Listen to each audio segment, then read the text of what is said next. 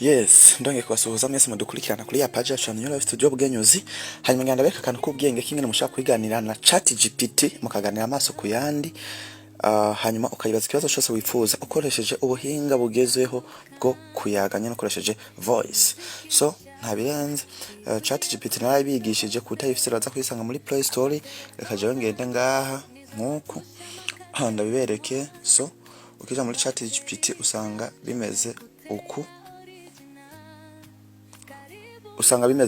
Okay. Hanyuma mu gihe uguruye connection ufise amamega nyana ameze neza. Sorry chamana na connection amamega ariko agenda fo. Reka manda yikumira nk'uyikuramo gato. Kugira turonke cartridge nonza kubibereka neza. So ndabibusaba yuko nyine telefone yase kudutsa connection yashaka kubanza ukayikuta nko muri mode avion ku bantu mutarimo kazi n'akantu k'ubwenge, hanyuma ukacuyikuramo ukacusubira kugura connection wana kwica yizana yiyagitwarije. So ucuza hano nyine kuri aka kantu kaha hirya abantu benshi ndazi mwana mumenyere muyiganiza mukoresheje intozenya amajambo. So ndaza kugafita ndako nkuko muze kuraba nce ndindira bino bintu bize kuza nyene nce ndabereka. Murabe connection yo icingambanira hariya byasabe ko ibadugije cartridge.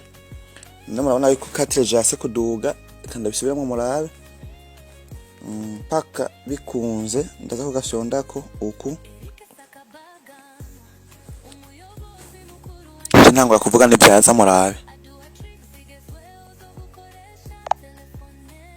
Hello chatgpt. Hello, how are you today? I'm doing good. So can I ask you questions? Of course. Feel free to ask me anything. I'm here to help. I don't know if it's rumors. Somebody has told me that I can ask you questions whether I need help and I can do it. So, can I ask you how you can improve my English speaking, please? In few words, don't talk more.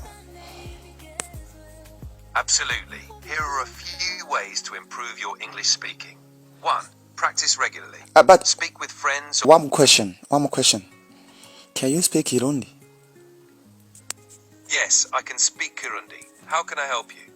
Okay, explain to me how I can improve my English speaking using Kirundi. Ni visa. Dore uburyo bwo kongereza ururimi rw'ikirundi. Gukora imitozo. Oya, shaka umbalire ingene noshaka guteza imbere ururimi rwanje rw'icyongereza, ingene noshaka kuvuga icyongereza neza ariko bimbalire mu Kirundi intambwe zose nokoresha. Ntakibazo. Kugira bungereze ururimi rw'ikirundi, kora ibi bikurikira. Gukora imitozo. Vugana n'inkuti zawe kanke shaka abarundi bavuga icyongereza. 2. Kwiga buri munsi.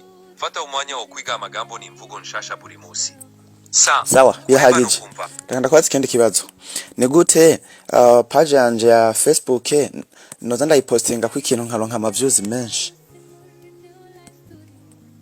Ndasaba imbabuzi sinshobora gufasha mu bijanye n'uburyo bwo kubona impapuro zibanga kanke izindi mfashanyo zishingiye ku gukoresha imbuga nkoranyambaga. Chatgpt ariko urumva yuko utazi Kirundi neza. Wowe ntumva ko utakirundi neza. Okay, basi tuongee Kiswahili. Sawa, tutafungua mazungumzo kwa Kiswahili. Una maswali gani? Okay, ningependa basi unieleze jinsi ya kufanya ili nipate more followers katika account yangu ya Facebook, page yangu ya Facebook. Kuna njia kadhaa za kusaidia kupata wafuasi zaidi kwenye ukurasa wako wa Facebook. 1. Undama udhui ya kuvutia. Shiriki picha. 2. Kushirikiana na wafuasi wako. Jibu maoni na message kutoka kwa wafuasi wako. Asante chatbot. Nimeelewa vizuri. Asante. Thank you very much for your replies, and I hope that next time you want to ask you a question you'll be ready to reply me correctly. Karibu sana. Niko hapa kusaidia So guys, ndibaza mwabibonye yuko ikibazo cyose ugomba kubaza ino chatgpt ikikwishurira igihe no gukora rero cyane hanyuma ibintu bikabandanya bigenda neza. Thank you.